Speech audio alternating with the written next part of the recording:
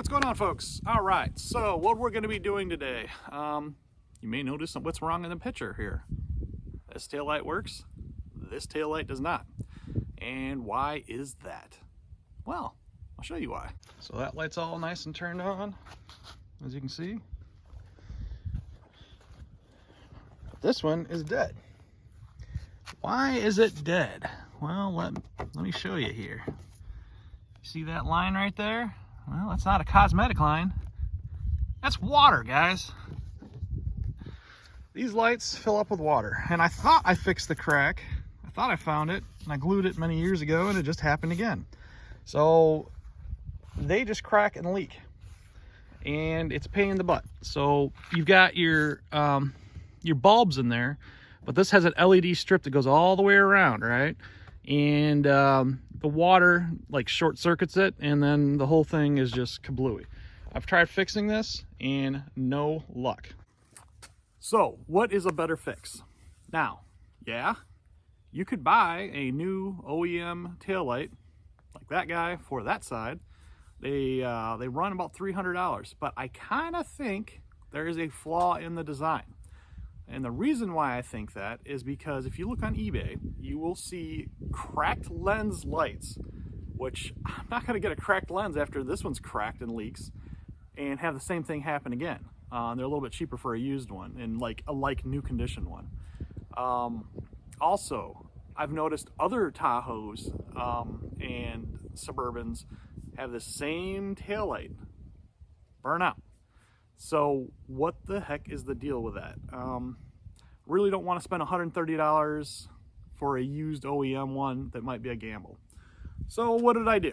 I did something I don't like doing, and I went on eBay and I found one that is a non-OEM replacement. The reason why I don't like non-OEMs is because it may not match and it may have a different appearance, which I don't like. I love the original. So I got this guy. Evidently it's from a company called Depot, Taiwanese non-OEM company, and we'll take a look, see what it looks like. So here it is. At first glance, it is pretty spot on. Still a little bit concerned about the LEDs.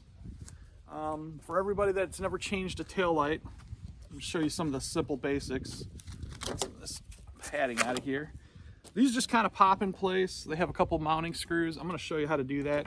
And all it is, guys, is just a plug if you've never done this. You know, here it is. Here's the plug. You just plug it in, plug and play, good to go. Real easy. Has this little part too, which appears to be a part of the assembly. But let's take and get inside this thing and see what it looks like, guys. All right, at first glance, we will see some water that's in here. It has not rained in a long time, so this thing holds water right here.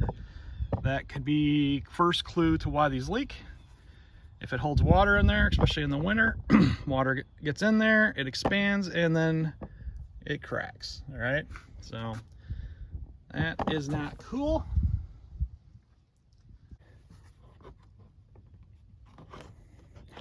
There is a rubbery plastic access boot here that I'm pulling out very carefully. Let's get a flathead screwdriver in there and just kind of pop it out like so. There we go. Oop, hit the camera a little bit.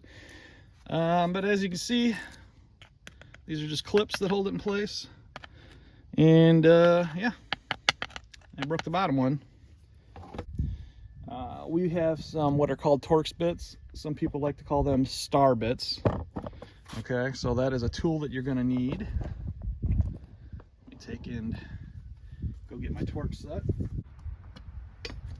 All right, so to do this job, the only special tool that you're going to need is a Torx bit. You can get it in a socket, or you can get it in like a screwdriver handle. It's just a star bit, right? And it is a T15. That's a very common size, guys.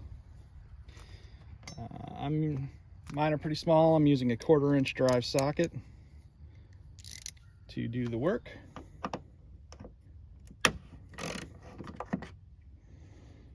And these come out real easy. You don't need to fight them.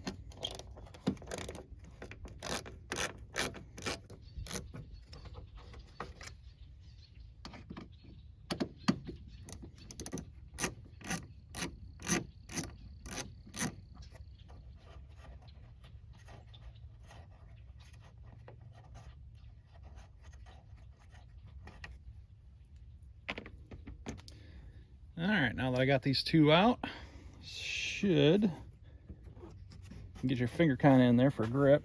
Kind of pull away from the car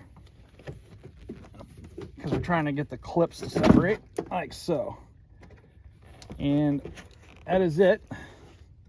All we need to do now is unplug it.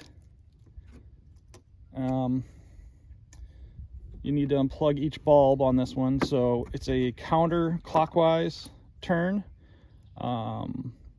You only need to turn it about an inch counterclockwise, and these little things pop out. This bulb is full of water. Look at that. That is no bueno. And let's see, there's 3, and this last one on this side just pulls straight out, it looks like.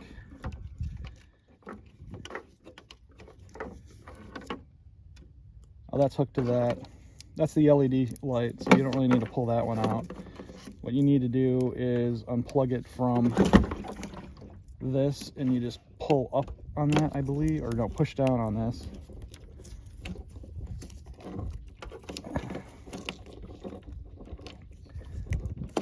There we go. That slides off. And then this looks like it's got a clip holding this whole thing on. Let's see if I can just pull that straight out carefully, and the clip pops off. And then your tail light comes free. And you know the old joke, right? Looks like your tail light fluid is low. Well, this one literally has tail light fluid. You don't want this. This is water, guys.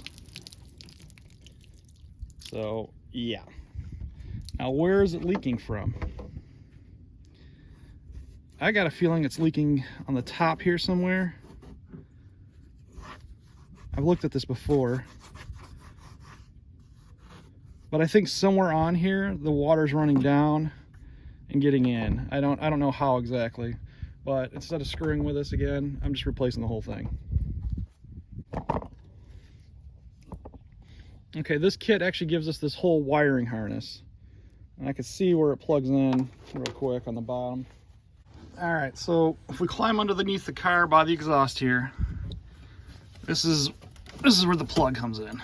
So you probably want to change this just because maybe the seals are bad on the plug. And you know, you may not want to mess with it.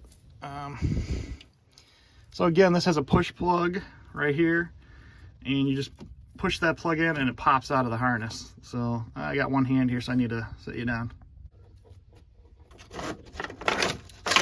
All right, and then we're just pulling this back out like there, and there's your harness. Now this harness, I had to fight to get this out, but this had like a little red tab on here. And if yours isn't full of dirt like mine, you're just supposed to kind of push on this tab and it pulls out, but mine was full of dirt. Glad I'm changing this because it's kind of corroded. It's a good idea just to replace it. One major plus about this assembly, it looks like it's got all the bulbs in it, because my bulbs are all burnt out because they were waterlogged and some filled up with water. No bueno. All right, so this is good to go. You can see the red tab that was on there, and that just pops in on the underside. So take and run this down to where your exhaust is. Like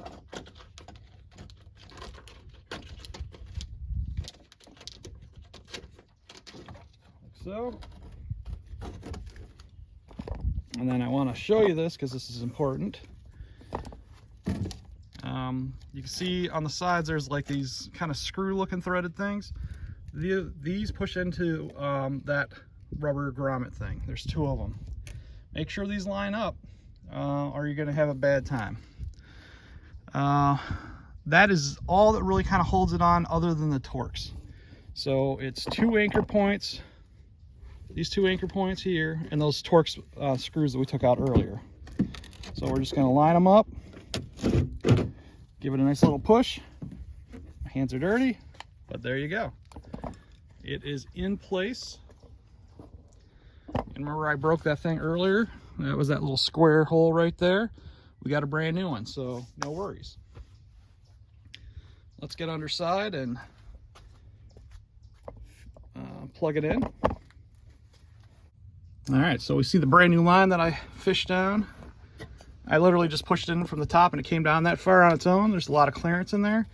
And we're just plugging it in simply to the other one here. I don't know if you guys can see this or not. But you just plug it in. Can't really mess this up because it's slotted and it'll lock in. Mine's real dirty. You're probably gonna want to clean this a little bit.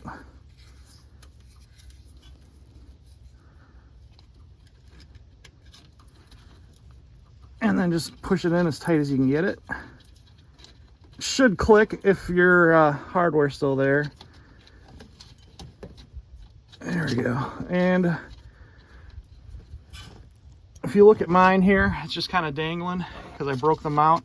I'm just going to go ahead and zip tie this to that so it stays in place. Let me go get a zip tie. And you can see there, get a zip tie in there. I'll just pull that nice and tight. Trying to do this one-handed here.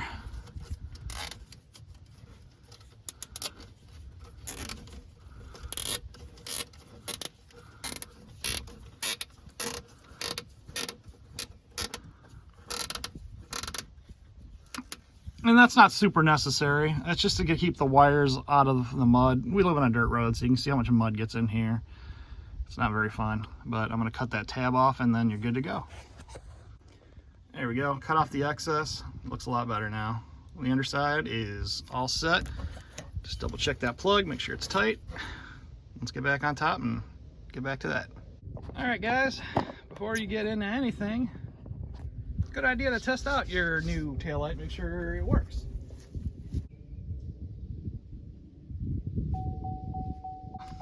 That's the parking light. You see the LED around it. Lights up pretty good. We can check the bulbs too. Easy way to do that is just to put on your hazards, because my hazards are flashing, but my light's not coming on. So that will lead us to another step in this process. Because I highly doubt these bulbs are burnout or anything. I'm pretty sure I blew a fuse on the inside panel. Well, let's finish the install. One part I did not change is this actually comes with a cradle, a new cradle. This is super optional to change this, but it goes underneath the taillight. As you could see, I didn't need to install this because the other one was fine. And I got the wire around easily without taking this out, so why keep changing parts? It's nice they give you this though. Don't need it.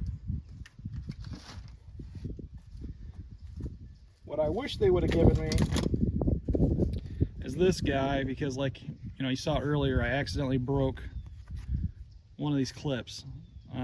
Not super necessary.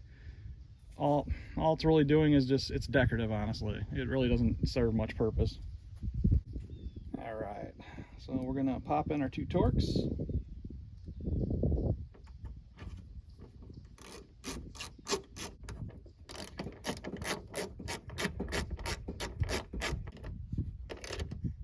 Okay, and the rubber boot, you guessed it, is just kind of doing the same thing. Start at the top here, kind of line it up. You can kind of see where the clips go in. There's one there, there's one there, and there was one there. Just kind of line it up a little bit.